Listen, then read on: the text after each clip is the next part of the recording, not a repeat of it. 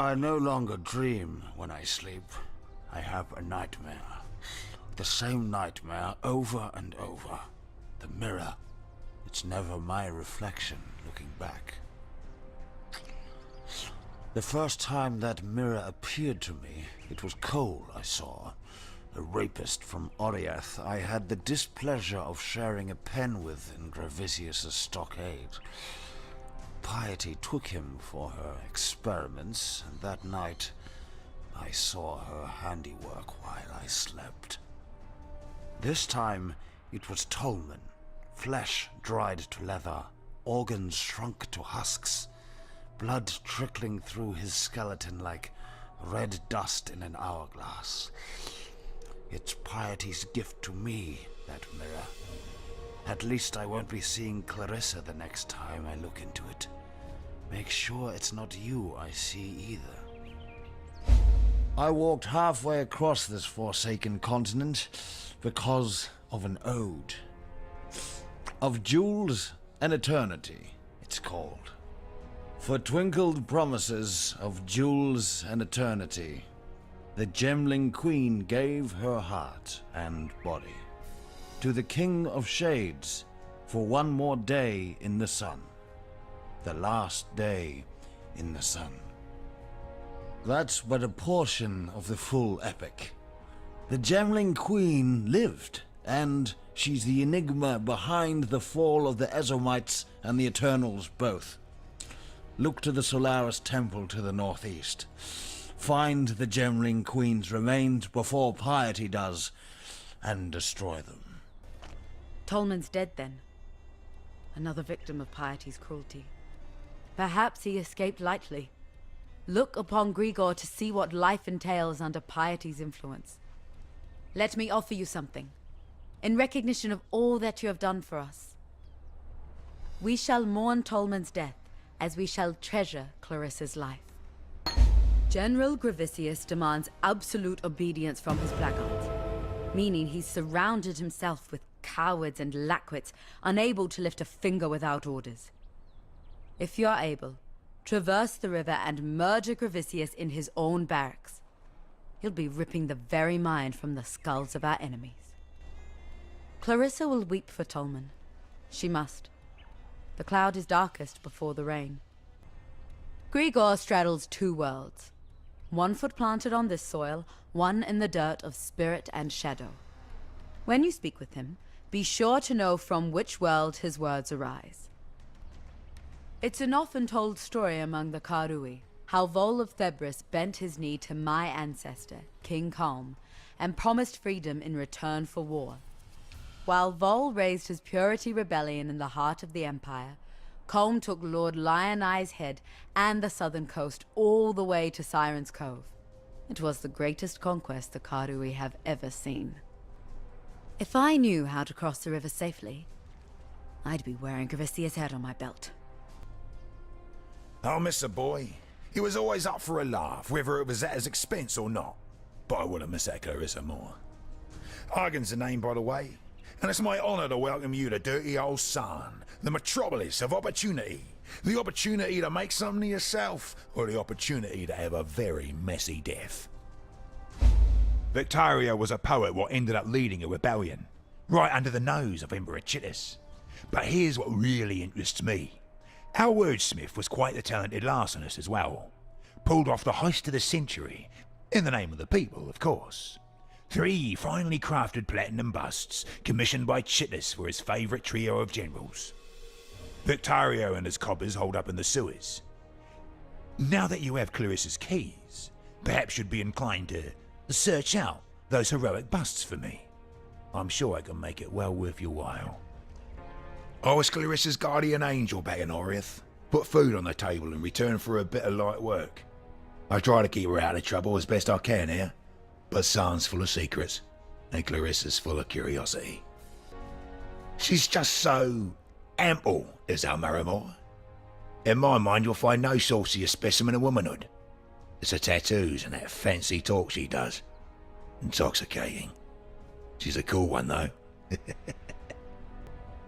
I can't imagine what that poor bastard's been through. It's a miracle Gregor hasn't completely lost his mind. Granted, He's lost one or two pieces along the way, but there's still plenty that's worth listening to. Gravisius is the mailed and bloodied right hand of Dominus, and I thought the Templar were meant to be spiritual men of deepest humanity. You notice the sarcasm in my tone, right? Had to smuggle a fellow out of Theopolis once. Got a bit too friendly with Gravisius's wife, he did. Every blackguard was out on the streets looking for him, so I had to think lateral-like. We took to the drains and didn't put our heads above the pavement until we sniffed the sea. A grubby bloody job it was, but worth it for the coin he paid. You want a piece of Gravisius? Sometimes the only way up is down. I'm no history scholar, but I know that Emperor Chitus was overthrown by Vol of Thebris in the so-called Purity Rebellion. But Vol had the shortest reign of any internal emperor. The Cataclysm's all of that. Maramoa's sure of herself, and that kind of surety gets you killed in Sarn. You and all those around you. Hagen's got the right idea. Don't believe in anything that you can't trade or eat. I wouldn't rely on Hagen in a fight, and I wouldn't put too much faith in what he says. But he has one highly useful asset. His obsession with self-preservation. If Hagen deems you of use in keeping his fat self alive, he'll do almost anything for you. Victario, a fellow warrior of words. He wrote many entreaties to the Ezomites, begging our assistance in helping High Templar Vol depose Emperor Chitus. That was centuries ago. Victario's words held much power then. I imagine they still do. I tried to penetrate the Solaris Temple in the northeast. Almost got myself killed by the bloody ribbons that guard the place. Bizarre, floating tapestries they are. Creatures of cloth and thaumaturgy. Fortunately, a few legionnaires got in the way. While the ribbons eviscerated them, I ran straight into Gravisius. He dragged me over the bridge to the Lunaris Temple in the west and put me in Piety's tender care. Didn't say a single word to me the whole time.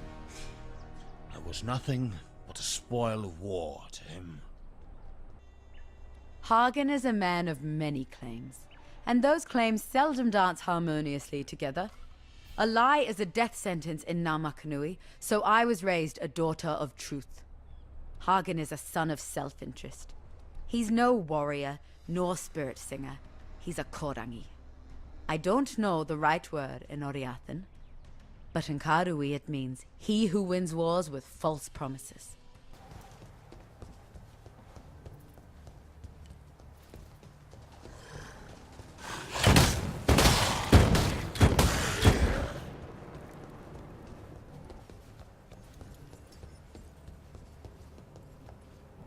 It is time to bring another of our warriors home.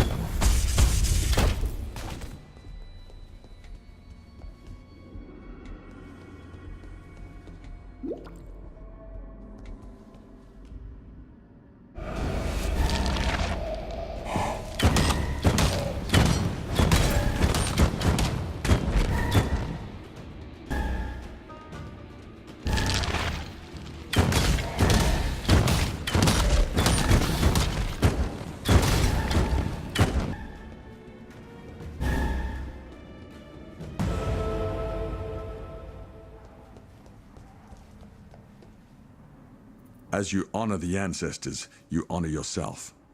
Kaum came to this land seeking to plant the seed of the Karui way in fresh and fertile soils. His kingdom withered and died many years ago. Perhaps it is time that a new kingdom was sown in its stead. Meet me in town, warrior. We have new horizons to discuss.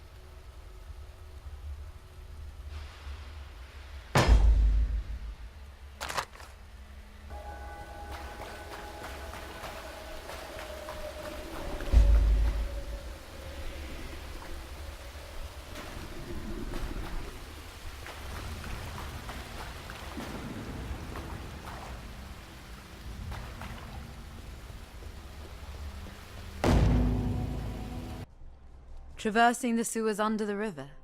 I should have thought of that myself. Yet, the more of a picture you paint of that undying concoction in the sewers, the less I want to see it. If you manage to destroy it, expect a storm of undeath to descend upon you. The dark is their home, and there'd be nowhere more homely to the undying than a pitch-swathed drain under a river.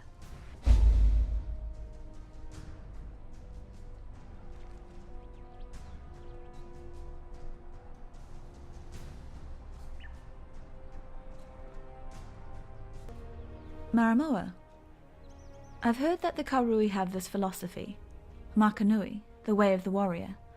I don't think you could get any more Makanui than her. She took it upon herself to look after me, before Tolman arrived. Saved my skin more than once. I'm fine with that. Beats being on her bad side.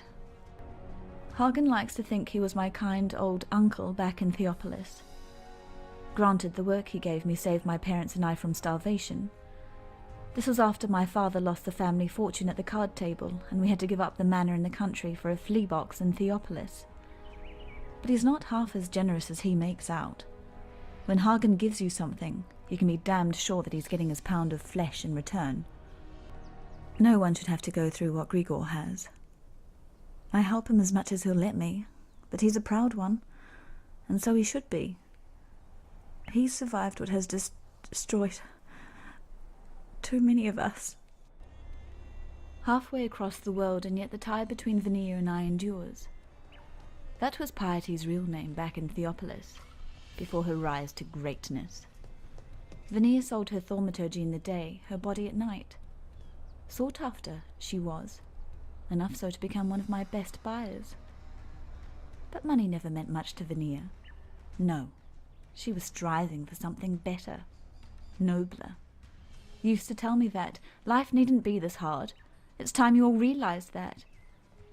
I bet she fed Tolman the same bloody line. The blackguards talked about Piety's precious gems being infected with nightmare. Tolman, what did she do to you? Vanilla was arrested for consorting with the unholy and condemned to the pyre. This was before the banishments.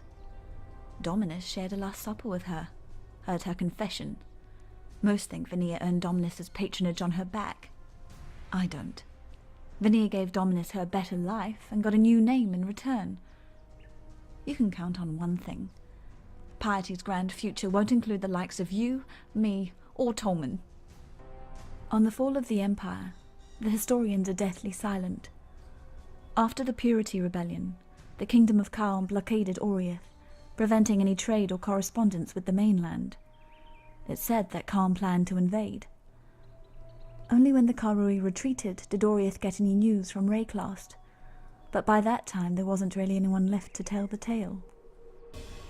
Chittis thought that the gemling was the pinnacle of human progress. These glorious gems have brought us within spitting distance of godhood, he once said. The High Templar at the time, Vol of Thebris, thought they were a perversion. He wanted the Empire made pure, cleansed of the stain of thaumaturgy. You look at San and tell me which one you think was right. And while you're out there, look out for monkeys. No, not those bloody monkeys from Frisia. These ones are painted on the walls. I think you'll find them enlightening.